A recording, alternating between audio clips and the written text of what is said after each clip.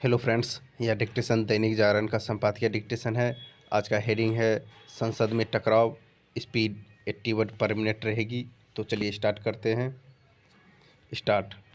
सत्ता पक्ष और विपक्ष के बीच टकराव जिस तरह बढ़ता चला जा रहा है, उससे संसद के बजट सत्र के दूसरे चरण के बिना किसी विशेष कामकाज के खत्म होने की आशंका बढ़ गई है।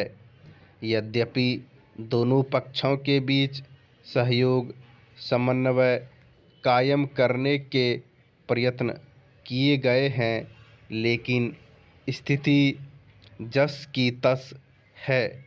जहां सत्ता पक्ष को राहुल गांधी की माफ़ी से कुछ मंजूर नहीं, वहीं विपक्ष अदानी मामले में संयुक्त संसदीय समिति यानी जेपीसी का गठन किए जाने की अपनी मांग पर अड़ा हुआ है। सत्ता पक्ष राहुल गांधी के लंदन में दिए गए बयान पर क्षमा याचना के बाद ही संसद चलने की संभावना जता रहा है, तो विपक्ष कह रहा है कि अदानी मामले में बीच के किसी रास्ते की गुंजाइश ही नहीं है।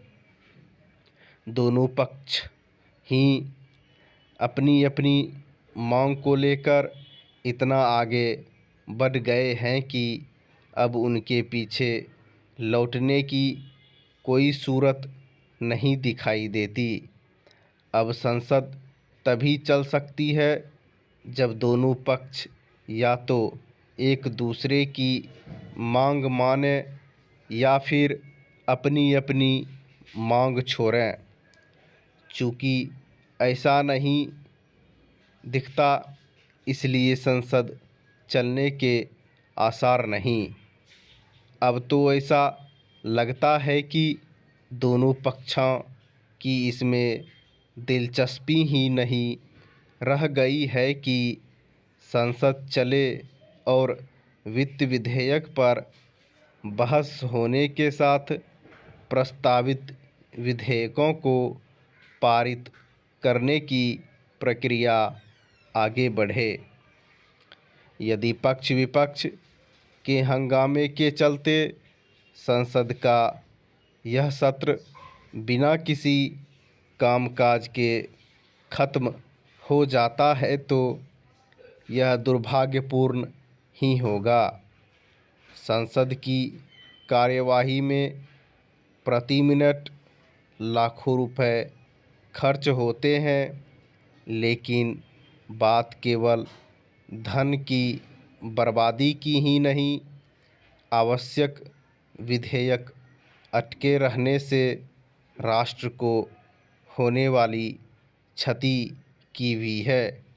वैसे तो इस क्षति की चिंता दोनों पक्षों को करनी चाहिए, लेकिन सबसे अधिक सत्ता पक्ष को करनी चाहिए, क्योंकि संसद चलाने का दायित्व उसका ही होता है। यह संभवतः पहली बार है जब सत्ता पक्ष के हंगामे के कारण भी संसद नहीं चल पा रही है। सत्ता पक्ष को इसकी चिंता करनी ही चाहिए कि देश की जनता को यह संदेश जा रहा है कि उसकी रुचि संसद चलाने में नहीं।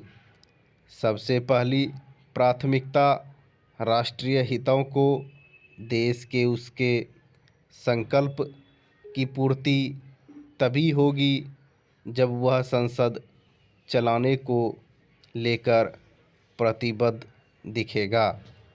जैसा सत्ता पक्ष को राहुल गांधी की माफ़ी को नाक का सवाल ही नहीं बनना चाहिए, वैसे ही विपक्ष को भी अदानी मामले की जांच जेपीसी से कराने की जिद नहीं पकड़नी चाहिए, क्योंकि इस मामले की जांच के लिए सुप्रीम कोर्ट ने एक 6 सदस्यीय समिति गठित कर दी है।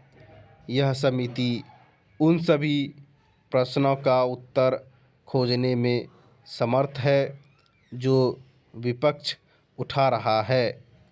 इसकी भी अनदेखी नहीं की जा सकती कि संयुक्त संसदीय समितियां किसी ठोस निष्कर्ष पर पहुंचने के बजाय दलगत राजनीति का अखाड़ा भर बनकर रह जाती है।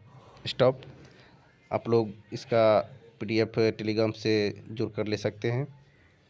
Please like share and subscribe करें। धन्यवाद।